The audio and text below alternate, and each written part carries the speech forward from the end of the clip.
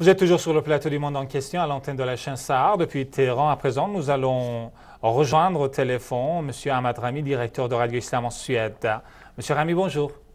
Bonjour monsieur. Merci de votre intervention téléphonique, Monsieur Rami. Merci. Au cours de la semaine dernière, le Moyen-Orient, le Proche-Orient a connu un événement très important, historique. Il s'agit bien sûr du rétablissement de relations diplomatiques entre les deux voisins syriens et libanais. Alors, qui annonce bien sûr une normalisation des relations entre les deux pays après bien des années, depuis on peut dire peut-être la fin du mandat français et la proclamation de leur indépendance respective dans les années 1940. Alors, dans quel contexte, Monsieur Rami, replacez-vous ce rapprochement entre Damas et Beyrouth?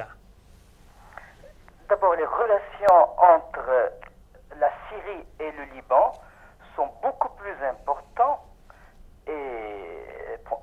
et profondes que des relations diplomatiques qui peuvent même exister entre n'importe quel pays et autre pays. Donc, ce n'est pas une question de relations diplomatiques. Les différends qui ont existé, ce sont des différends en fait entre des régimes et aussi même le régime colonial qui se sont, disons, succédés au Liban et la Syrie. Les colonialistes et les lobbies juifs et les sionistes et Israël veulent diviser le monde arabe et le monde islamique et même créer des conflits artificiels entre les pays et les peuples. Mais il reste, disons, ce qui est important, c'est que dans la région, il ne peut pas y avoir de paix fondée sur l'occupation et sur l'usurpation et sur l'injustice. Donc l'important maintenant, ce n'est pas la paix. Chercher la paix sous une occupation du Golan et de la Palestine et du parti du Liban, c'est chercher la paix des cimetières, la paix fondée sur la mort, sur la domination, sur l'extermination d'autres peuples. Ça, ce n'est pas ce qui est recherché maintenant. Mais bien sûr, les sionistes cherchent, disons, une paix fondée sur leur occupation. Ce n'est pas une paix.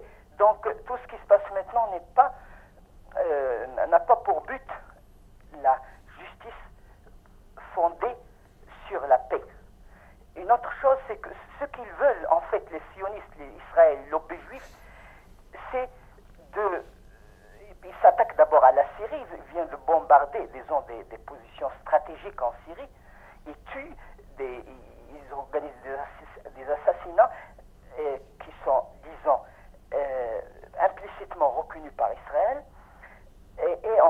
Donc ce qu'ils cherchent par ces interventions de Sarkozy, il faut dire que Sarkozy ne représente ni la France ni l'Occident. Sarkozy, c'est un élément juif sioniste qui représente surtout les intérêts, les stratégies et les tactiques d'Israël. Et c'est pour cela mais ce que cherche Sarkozy en fait, il faut savoir que le seul maintenant, dans tout le monde musulman, il y a 1 milliard de musulmans, maintenant seule alliance naturelle qui fonctionne, c'est l'alliance et la collaboration entre la Syrie et l'Iran, puisqu'ils veulent s'attaquer à l'Iran et à la résistance palestinienne qui est le Hezbollah. Ils veulent d'abord porter un coup, disons, à cette alliance entre la Syrie et entre la Syrie et l'Iran.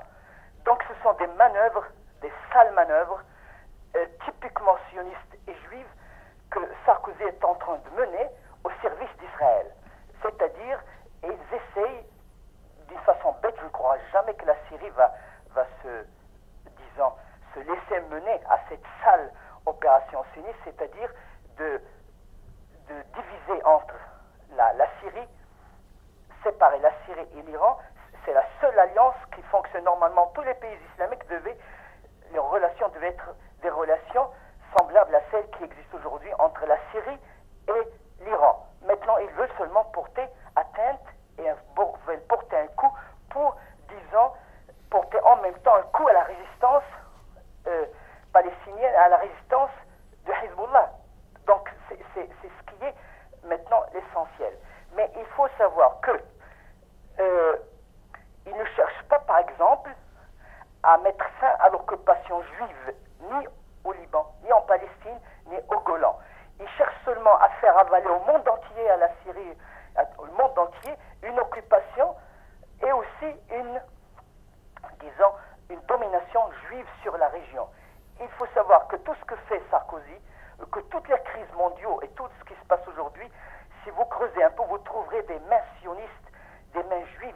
Même la crise financière actuelle, tout le monde sait, même la presse israélienne a reconnu que la banque Lehman Brothers a transféré en Israël plus de 400 milliards de dollars avant l'annonce de leur faillite. Donc, même dans la crise actuelle, merci, monsieur il y a les mains sionistes derrière.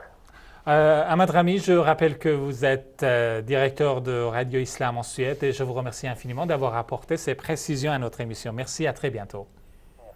Au revoir.